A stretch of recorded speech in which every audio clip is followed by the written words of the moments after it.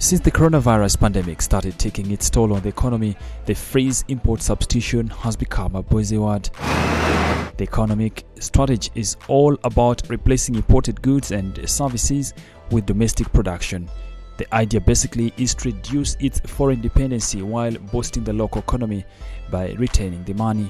Import substitution is the idea or the theory that you have to reduce imports from outside, especially imports of value-added products, so that you can be able to produce those goods internally.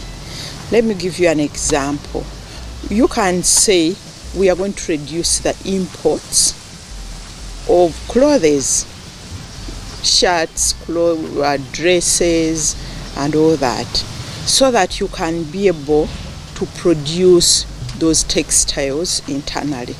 This is very important because when you limit exports, the assumption is that you are going to support the backward linkages of that product. Again, I can give an example of the textile. You want to promote production of cotton, you want to have all those products along that value chain, the animal feeds, the oil from the cotton seeds, then you do the yarn, then you do the textiles.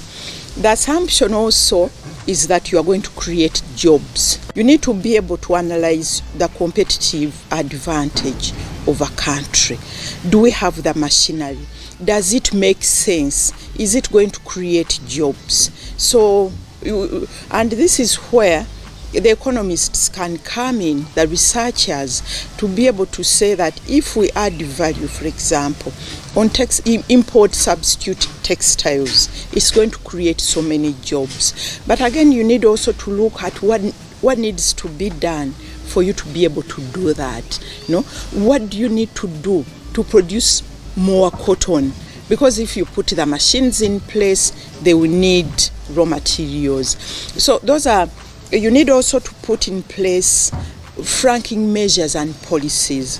Let me give you an example, again on textile, because for me, I'm really passionate about textiles, given the fact that you can see a very rich value chain right from the producers. So if you say you are going to add, value to textiles, it means that you have to limit the importation of textiles, in terms of increasing taxes.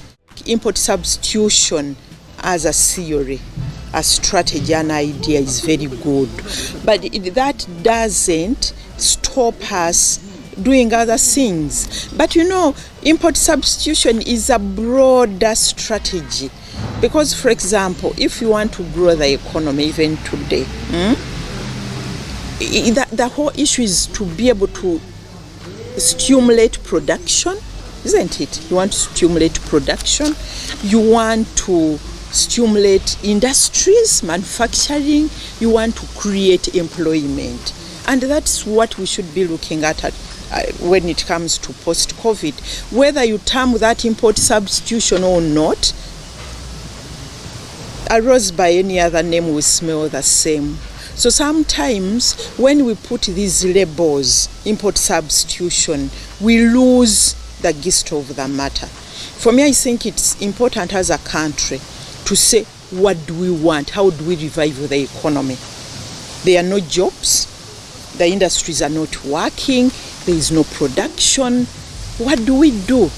Then we say we want to increase production. What needs to be done? Provide inputs for the producers, for the small-scale producers. Put silos. Let us look at what needs to be done, the alternatives, what needs to the interventions. Then we can put a name to that later. But the moment you start with a name, you're already in a straight jacket. Then you start questioning that. Import substitution, what do you mean? What are you going to do about this and that? For me, this is what I can advise government. The state of our economy today, we are exporting raw materials, cotton, coffee beans, vegetables, fish. That's what we're exporting. But what we are bringing in are these machinery, the phones, the textiles, value added. So we can't balance. Our trade is not balancing. And that means government is not getting an income from our trade. So when we export, when we value add and import substitute, already the import bill has been reduced. And if we have a chance of exporting value-added products, then government is also getting an income. So it's getting also incomes at both national and household level.